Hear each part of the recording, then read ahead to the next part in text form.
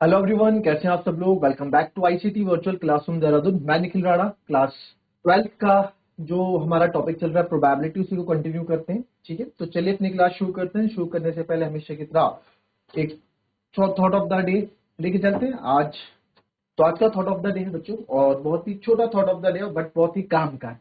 क्या है? Think before you speak. जी हाँ, आपको कुछ भी बोलने से पहले सोचे जरूर कि आप बोल क्या रहे हैं। योर वर्ड्स जो है, किसी को, जो आपके शब्द हैं, वो किसी को हर्ट कर सकते हैं।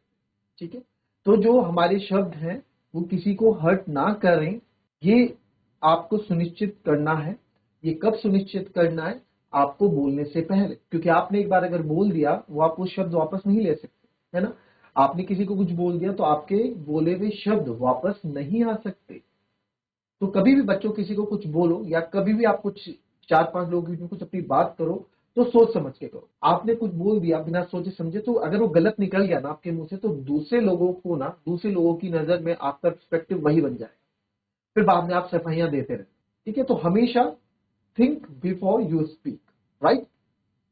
चलिए, वैसे ही है, think before think before you do the answers of any question. तो ये रहा आपका question. A fair die is rolled. Consider event E135. एक F event है 2, 3 and G है 2, 3, 4, 5. Find P E over F, P F over E. Find E over G, G over E. तो ये आपको यहाँ पे निकालने हैं। ठीक है, इजी है, कोई बड़ी बात है नहीं, कर लेंगे, करते आ रहे हैं। ठीक है, तो इस क्वेश्चन में E over F तो हम निकाल चुके हैं, बहुत बार कर चुके हैं। आप होमवर्क में कर दीजिएगा, कोई बड़ी बात नहीं है। E over F आप कर दीजिएगा। आप मेरे को अभी F over E निकाल के बताओ। आप मेरे को अभी F over E यानी कि probability of F when E has already occurred, तो क्या निकालोगे? F over E निकालोगे। फिर आप यहाँ पे G over E भी निकालोगे। ठीक है, फिर ये तो हमें निकालना ही है, थर्ड पार्ट हमें पूरा करना पड़ेगा। ठीक है, आ जाता है क्वेश्चन 2 से 3 मार्क्स में। इजी है, फॉर्मूला बेस्ड क्वेश्चन है, बट आने के कुछ चांसेस रहते हैं, तो हमें क्वेश्चन आने चाहिए। ठीक है, आप 12th की तैयारी तो कर ही रहे हो, बट 12th से आगे कंपटीशन बेस के अगर क्वेश्चन पूछे जाए तो वहां की तैयारी भी आप इसमें कर रहे हैं। ठीक है, तो चलिए फिलहाल फटाफट कॉपी करेंगे फिर।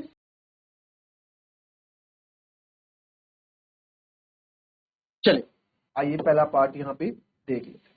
ठीक है, तो पहला पार्ट यहाँ देख लेते हैं। फर्स्ट पार्ट में मैं कौन सा पार्ट कर रहा हूँ? F, probability of F when E has already occurred. पहले हम ये वाला पार्ट कर रहे हैं। ठीक है, तो probability of F when E has already occurred, तो आपको यहाँ पे इवेंट सारे दे रखे, E135 F2/3।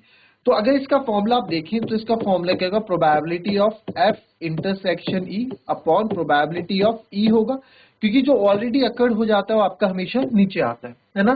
तो ये यानी कि सर मेरे को एफ इंटरसेक्शन ई यहाँ पे चाहिए होगा। तो सबसे पहले मैं एफ इंटरसेक्शन ई अगर यहाँ पे निकालूं, तो एफ इंटरसेक्शन ई क्वेश्चन से यही मैं देख लेता हूं। एफ और ई में क्या कॉमन है सर? 3 कॉमन है। राइट, क्या कॉमन है? 3 कॉमन है। एफ इंटरसेक्शन ई में 3 कॉमन है। राइट, तो सर एफ इंटरसेक्शन ई में 3 कॉमन है, तो अब इसमें जो है ये हो गया हमारा। नाउ अब मुझे इसकी प्रोबेबिलिटी चाहिए, प्रोबेबिलिटी ऑफ एफ इंटरसेक्शन ई। तो क्या होगी? अब फेयर डाई इज रोल्ड, एक फेयर डाई को रोल किया गया, तो बच्चों सैंपल स्पेस क्या होगा? 1 2 3 4 5 एंड 6। ये इसके सैंपल स्पेस होंगे। एक फेयर डाई रोल किया गया, तो 1 2 3 4 5 6। इसमें थोड़ा, एक मिनट, थोड़ा आप लोगों को दिखेगा बढ़िया, इसमें देखते। ठीक है, तो 1 2 3 4 5 6 यहाँ पे हमने लिख दिया। तो एफ इंटरसेक्शन ई अगर मैं देखूं, तो एक 3 है, 1/6 यहाँ पे आ जाएगा। ठीक है, अगर एफ की बात करूं तो एफ, क्योंकि अच्छा मेरे को ई चाहिए, प्रोबेबिलिटी ऑफ ई। तो ई आपको यहाँ पता है, ई आपको इवेंट कितना दे रखा है? ई है सर हमारे पास, ई क्या क्या आप देखो, 1 3 5 1 3 5। तो अगर मैं प्रोबेबिलिटी ऑफ ई की बात करूं तो ये आएगा 3/6। मैं 6 रहने दे रहा हूं, क्योंकि 6 से 6 डायरेक्ट कट जाएगा, हमें पता है। तो probability of F intersection E upon probability of E हमें निकालना है। तो probability of F over E आपको चाहिए यहाँ पे। Probability of F intersection E is 1/6 upon, ये हो जाएगा 3/6। तो आप यहाँ पे देख सकते हैं 6 से 6 आपका कैंसिल, तो आंसर आ जाएगा 1/3। कोई दिक्कत? 1/3 मेरा आंसर आ गया। वैसे ही जी और ई भी निकालेंगे, कोई दिक्कत नहीं, इजी वे में आप कर लेंगे। ठीक है, फिलहाल आगे के क्वेश्चन करते हैं। अगर ये वाले पार्ट भी मैं करा दूंगा, अगर टाइम बचा तो अभी इसके और पार्ट भी हम कर लेंगे। ठीक है, ये आप लोग कर लेंगे बाद में।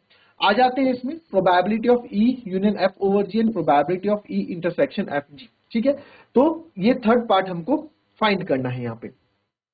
ठीक है, दोनों की वैल्यू निकालनी है। चलिए आइए,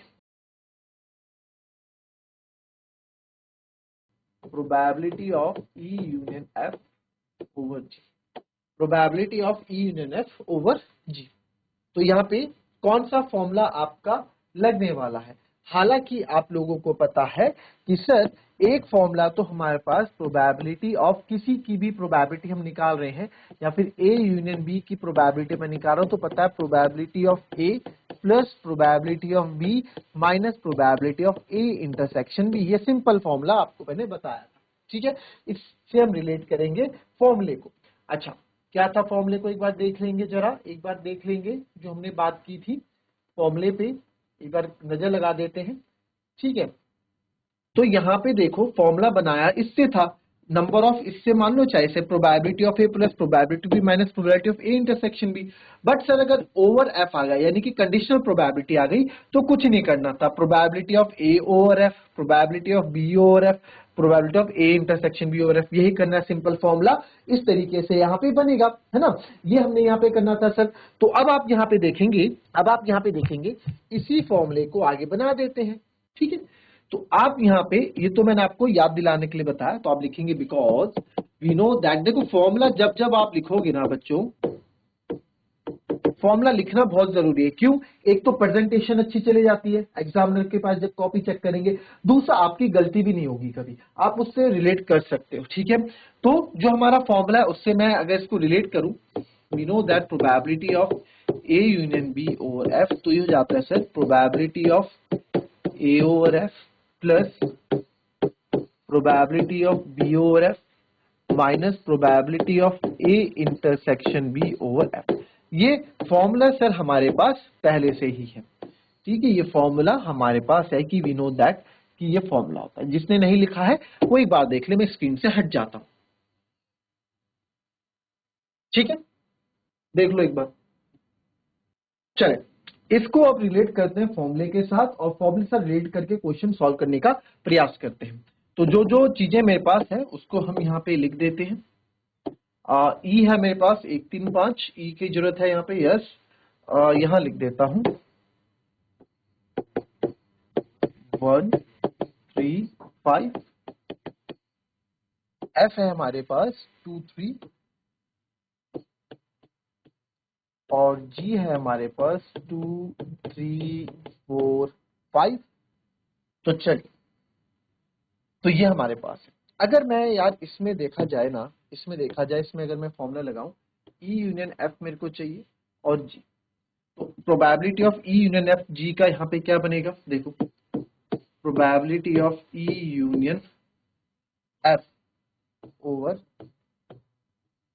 जी का क्या बनेगा सर, प्रोबेबिलिटी ऑफ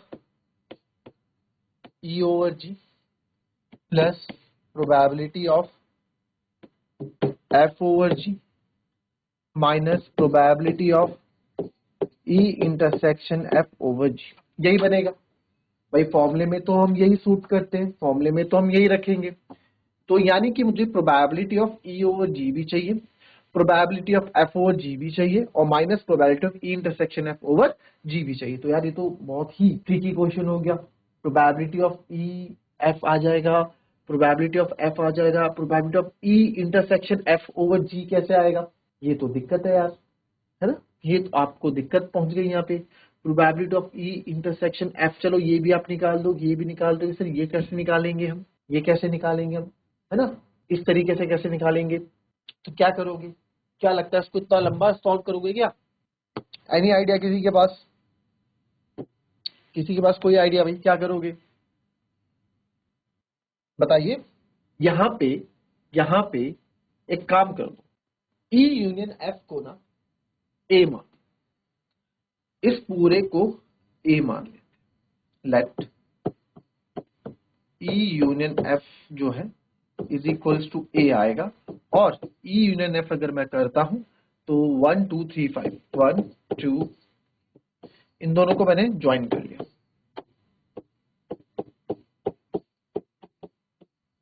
कोई दिक्कत इतने में किसी को? 1 2 3 5 करने में कोई दिक्कत किसी को? देख लो एक बार यहाँ पे, किसी को कोई दिक्कत? ठीक है, चलो। तो सर इससे फायदा क्या होगा? इससे फायदा ये होगा कि ये बन जाएगा probability of A over G, probability of A over G बन गया। ठीक है, तो probability of A over G से आप क्या निकाल सकते हैं sir? Probability of A over G अगर मुझे चाहिए, ए ओवर जी यानी कि E union F over G यहाँ पे हमको चाहिए, तो बताओ क्या करोगे यहाँ पे? हाँ, इसमें अगर मुझे probability of A over G अगर यहाँ पे हमको चाहिए होगा, तो व्हाट शुड यू डू? अगर तो ये ई यूनियन एफ की जगह ए बन गया। थोड़ा दिमाग खुद भी लगाओ ना। अब मैं करूंगा, आप बोलोगे फॉर्मुला बेस्ड क्वेश्चन था, सिंपल था, है ना? क्या बोल रहे थे आप लोग कि फॉर्मुला बेस्ड क्वेश्चन है सर, ये हो जाएगा, स्टार्ट करने से पहले बोल रहे थे। तो अब जरा करो, कैसे करोगे? फॉर्मुला बेस्ड क्वेश्चन लगाओ। फॉर्मुला क्या लगा सकते हो आप? आपको मैं 30 सेकंड दे रहा हूं, किस तरीके से आप ये क्वेश्चन कर सकते हैं, जरा करके बताएं मेरे को। चलिए चलिए, करा किसी ने? नहीं करा? चलो यहां देखो, अब ये मेरे पास, इसको तो मैं हटा देता हूं अभी, ठीक है। ई यूनियन एफ ए आ गया। अच्छा, यहाँ पे जी कितना है मेरे पास? क्योंकि जी भी मेरे को यहाँ दिख रहा है कहीं ना कहीं। जी कितना है सर? 2 3 4 5, ठीक है। तो अब मेरे को, मुझे पता है कि मुझे प्रोबेबिलिटी ऑफ ए ओवर जी निकालना है। ए ओवर जी ही तो है, देखा जाए तो ई यूनियन एफ को मैंने ए मान लिया भाई। किसी को जोड़ के ई यूनियन एफ को, इसको मैं जोड़ के कोई एक सेट ही तो आ रहा होगा, दो चीजों को जोड़ के एक सेट ही तो बन रहा होगा, उसको मैंने ए मान लिया। और ए का 1 2 3 5 आ रहा है, और 2 3 4 5 आ रहा है। इस फॉर्मूले को देखो, इस फॉर्मूले को बिना यूज किए ही मैं आंसर निकालने वाला हूं। इस फॉर्मूले को बिना यूज किए ही हम आंसर निकालने वाले हैं। तो सर ये जी हो गया। अब यहां देखो, अगर मैं ए इंटरसेक्शन जी की बात करूं, चलो यहां पे जगह है।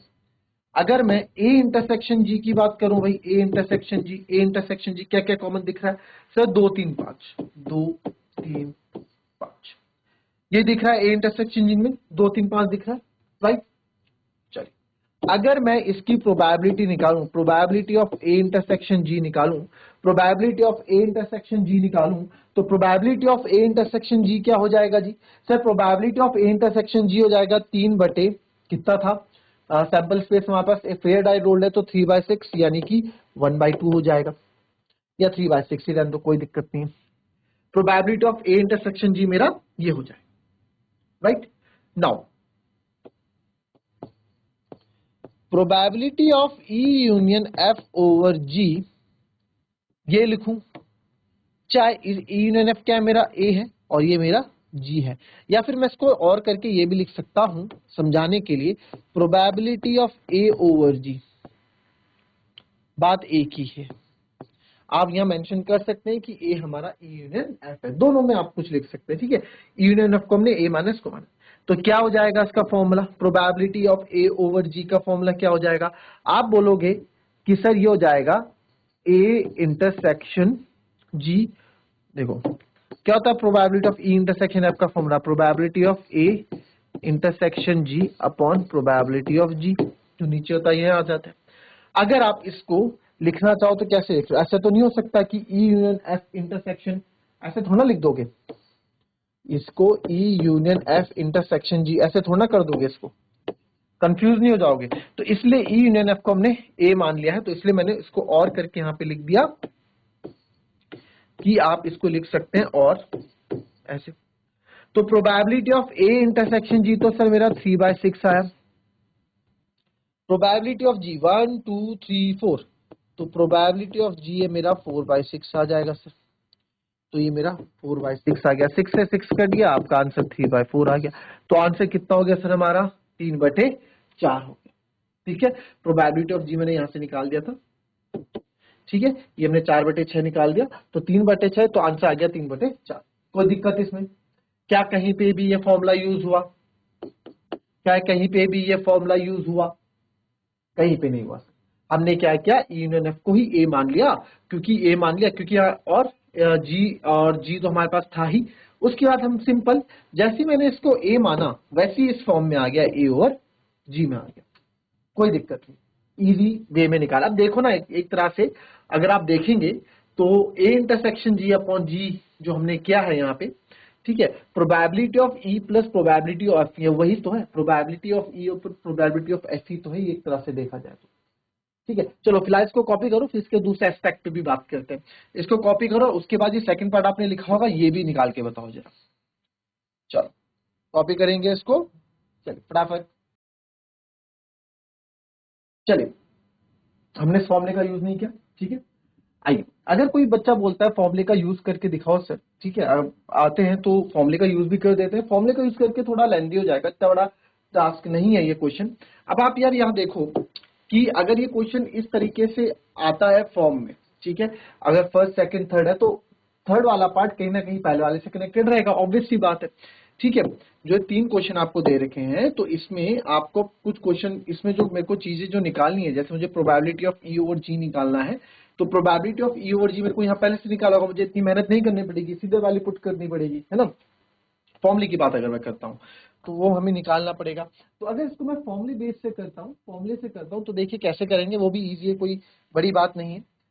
Probability of E union F over G क्या होता है, probability of E over G plus probability of F over G plus probability of E union F, sorry, probability of E intersection F minus probability of E intersection F over G, है ना, ये formula है। तो मेरे को क्या करना पड़ेगा, मुझे हर एक चीज एक एक बार निकालनी पड़ेगी। तो probability of E over G के लिए आपको क्या करना पड़ेगा, probability of E intersection G upon probability of G निकालनी पड़ेगी। तो ई इंटरसेक्शन जी हमने निकाला था क्या, ई इंटरसेक्शन जी नहीं था, तो ई इंटरसेक्शन जी मैं यहाँ से निकाल देता हूँ, ठीक है। ई इंटरसेक्शन जी में क्या कॉमन है सर, ई इंटरसेक्शन में एक 3 कॉमन है और एक 5 कॉमन है, 3 और 5 कॉमन है।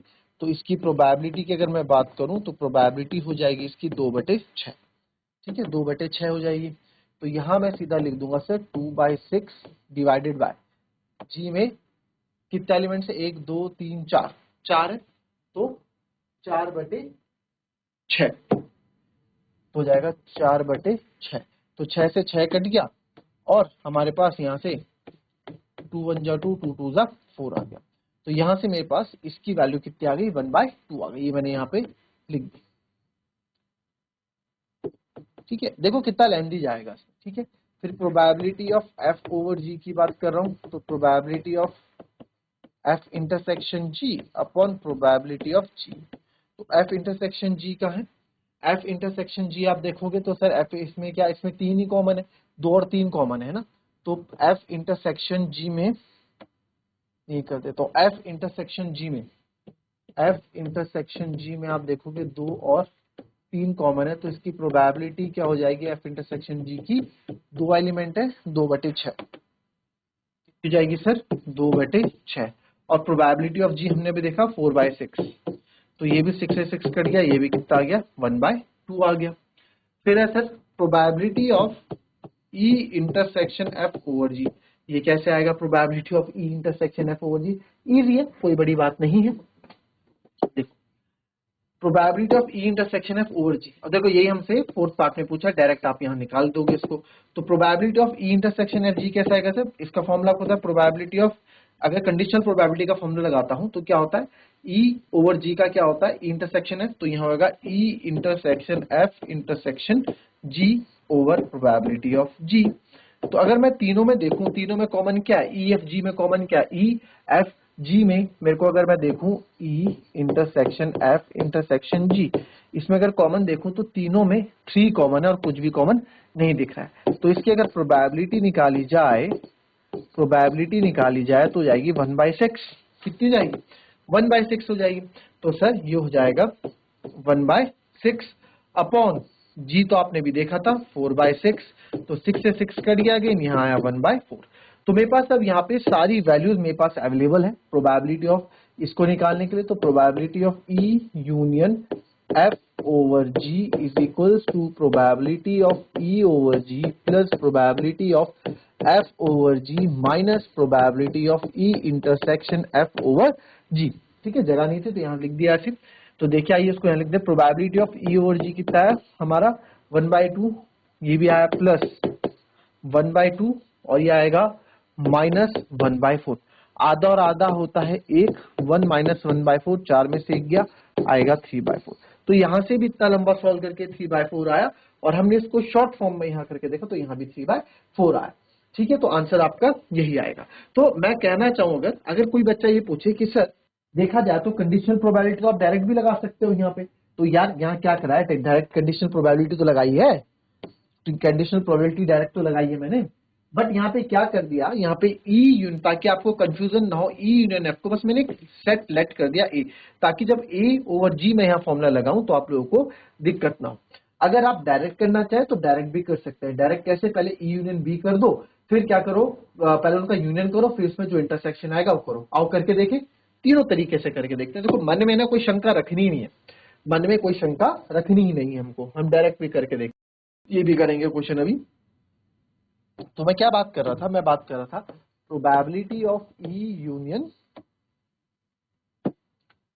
एफ ओवर जी हमसे पूछा है, तो जगह अच्छा फॉर्मूला कंडीशनल प्रोबेबिलिटी से अगर मैच करूं तो प्रोबेबिलिटी ऑफ ए हमने क्या पढ़ा है, फॉर्मूले probability of E over F क्या होता है, probability of E intersection F upon probability of F, यही तो होता है इन दोनों का इंटरसेक्शन। तो यहां भी इन दोनों का इंटरसेक्शन कर दो, probability of E union F intersection G upon probability of G, कोई बड़ी बात नहीं है।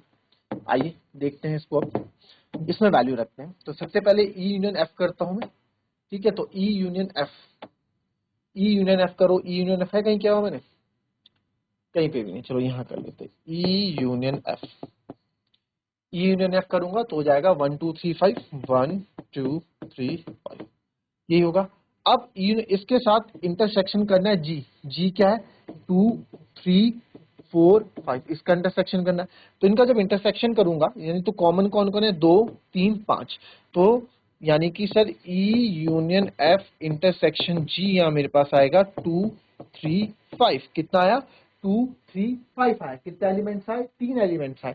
तो अगर इसकी प्रोबेबिलिटी मैं निकालना चाहूँ, probability of E union F intersection G की प्रोबेबिलिटी कितने एलिमेंट्स है, 3 आउट ऑफ कितना 6, तो इसको मैं 3/6 लिख सकता हूँ। तो इसको मैं 3/6 लिख सकता हूँ, तो डायरेक्ट इसको यहाँ लिख दूंगा मैं 3/6 अपॉन प्रोबेबिलिटी ऑफ जी के अंदर आपको पता है 4 एलिमेंट थे, ठीक है, तो 4/6, तो 6 से 6 कट गया, डायरेक्ट आंसर 3/4 आ गया। तो आप डायरेक्ट इसमें कंडीशनल प्रोबेबिलिटी का फॉर्मूला लगा के भी कर सकते हैं, ठीक है। तो तीनों तरीके से मैंने आपको बता दिया, जो भी आपको इजी लगे आप उससे कर सकते हैं, राइट।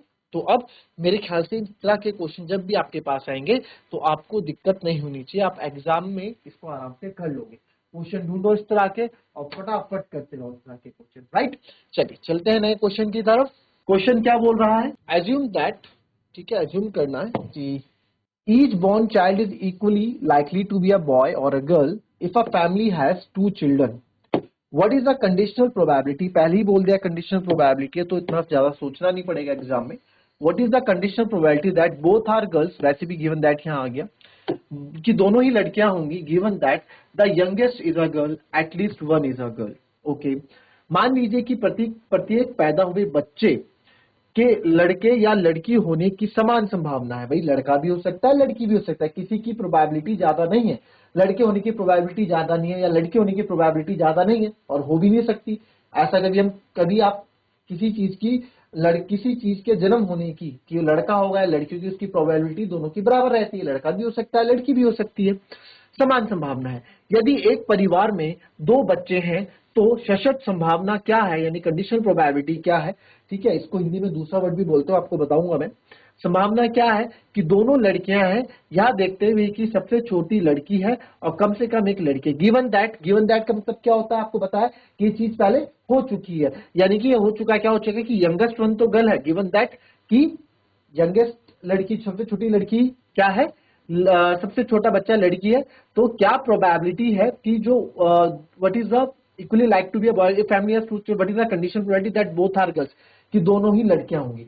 अगर छोटी वाली लड़की है तो क्या देखो घुमा फिरा के क्वेश्चन क्या पूछा है, अगर छोटी वाली लड़की है, पहले से हो गया हमें पता है कि छोटी वाली लड़की है, तो क्या प्रोबेबिलिटी है कि बड़ी भी क्या होगी, लड़की होगी, ये बोला है ना, क्योंकि हमने हमारी डेफिनेशन के अकॉर्डिंग हमें पता है कि गिवन दैट के बाद कौन सा वर्ड आता है जो ऑलरेडी अकर हो चुका होता है, ठीक है। And at least one is a girl, same condition है दोनों में, एक मतलब दोनों में ही कंडीशनल प्रोबेबिलिटी निकालनी, कंडीशन दोनों के अलग अलग। तो चलिए जरा फटाफट इसको मुझे करके बताएं। एक बार अगेन क्वेश्चन आप ध्यान से पढ़ लेंगे, ठीक है, क्या क्वेश्चन है उसको पढ़ लो अच्छे से, फिर बात करते हैं। चलिए आइए देखते हैं question. Assume that each born child equal active a boy or girl. If a family has two children, what is the condition probability that both are girls? यानी E क्या हो जाएगा मेरा यहाँ पे, इवेंट बोथ आर गर्ल्स है ना, तो E तो मेरा वो हो गया, एंड F मेरा youngest is a girl. Sample space क्या बनेगी, each born equal boy. If family के दो बच्चे हैं, दो चिल्ड्रन, दो बच्चे हैं फैमिली में, तो यार बॉय बॉय हो सकता है, बॉय गर्ल हो सकता है, गर्ल बॉय हो सकता है, गर्ल गर्ल हो सकता है। इसका भी काफी मायने हैं बॉय गर्ल और गर्ल बॉय का, यानी कि भाई बड़ा हो सकता है, बहन छोटी हो सकती है ना, बहन बड़ी हो सकती है, भाई छोटा हो सकता है। तो पहले भाई पैदा हुआ, बाद में गर्ल बहन पैदा हुई, या पहले बहन पैदा हुई बाद में भाई पैदा हुआ, तो ये चीजें भी मायने रखती है। तो पहला पार्ट निकाल, तो ई क्या इवेंट होगा, ई इवेंट है, ई जो हमें निकालना है बोथ आर गर्ल्स, है ना, कि दैट बोथ आर गर्ल्स। तो E event both are girls है, तो सर ये हो जाएगा ई का इवेंट यानी कि जी जी। और एफ हमारा क्या इवेंट है, एफ बी द इवेंट, क्या बोला है, F be the event, F हमारा इवेंट है। तो एफ के लिए क्या बोला है कि यंगेस्ट इज अ गर्ल, तो यंगेस्ट गर्ल है, यंगेस्ट इज अ गर्ल, सबसे छोटी लड़की होगी। तो एफ क्या है, छोटी लड़की, यानी कि जहाँ पे या तो बॉय गर्ल होगा या फिर गर्ल गर्ल होगा, है ना, इसमें भी छोटी लड़की। तो अगर मैं इसकी प्रोबेबिलिटी की बात करूं, प्रोबेबिलिटी ऑफ ई ये हो जाएगा 1/4, क्योंकि 4 है टोटल। और अगर मैं प्रोबेबिलिटी ऑफ एफ की बात करूं तो ये हो जाएगा 2/4। कोई दिक्कत इसमें। अब क्योंकि मुझे probability of E when F has already occurred निकालना है, तो ई इंटरसेक्शन एफ भी चाहिए होगा। ई इंटरसेक्शन एफ क्या है, अगर मैं देखूं इसमें जी जी, तो अगर मैं probability of E intersection F निकालूं, इसकी प्रोबेबिलिटी क्या हो जाएगी सर, 1/4, है ना, 1/4, क्योंकि 4 आउटकम्स है। तो therefore now probability of E when F has already occurred, तो होता है sir probability of E intersection F upon probability of F. तो sir probability of E intersection F क्या होगा, वो आपने यहाँ निकाल दिया है, 1/4 होगा। प्रोबेबिलिटी ऑफ एफ क्या होगा सर, वो 2/4 होगा, 4 से 4 कैंसिल, आंसर आ जाएगा 1/2। तो क्या होगा, 1/2 इसकी प्रोबेबिलिटी होगी। कोई दिक्कत किसी को, इजी है ना, इजी था, ठीक है। चलिए अब बचा यहाँ पे सेकंड पार्ट, जो ये सेकंड पार्ट है ये आपके लिए होमवर्क में यहाँ दे देता हूँ। क्या at least one is girl, at least one is girl, इसको आप ट्राई करेंगे खुद से, घर में ट्राई करोगे भाई, खुद भी तो प्रैक्टिस करो, है ना, सब कुछ पका पकाया थोड़ा मिलेगा, थोड़ा खुद भी पकाओ। तो बाकी टेस्ट इसको हम कल करेंगे, ठीक है। आपका आंसर कल चेक करेंगे कि आंसर कितनों के सही है कितनों के गलत है। तो फिलहाल आज के लिए हम अपनी क्लास यहीं पे समाप्त करते हैं, मिलते हैं आपसे अपनी कल की नेक्स्ट क्लास में। तब तक के लिए be happy, be healthy and be safe. Thank you and have a nice day.